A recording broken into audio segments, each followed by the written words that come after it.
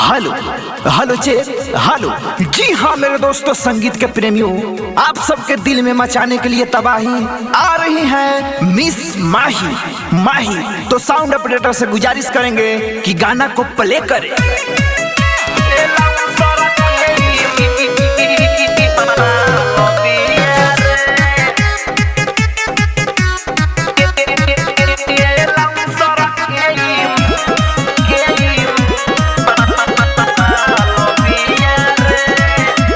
नाचेले कमई तो हंसे ले ज्यादा, लइकन के नियत बिगड़ दी दादा।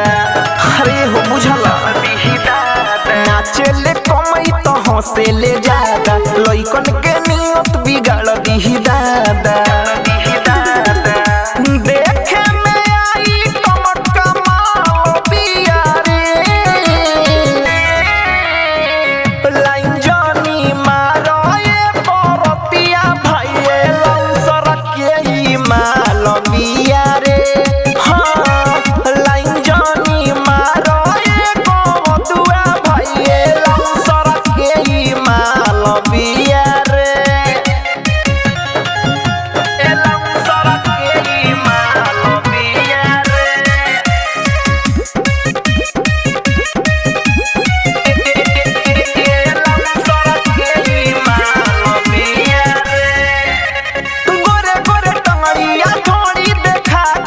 चल जाई भोरे ई मन पागल के, अरे गोरे गोरे टंगड़िया ढोड़ी देखा के चल जाई भोरे ई मन पागल के। के तनन के कोइल बेहाल बिया रे, लाइन जानी मारो ये परतिया भाई लंसर के ई माल बिया।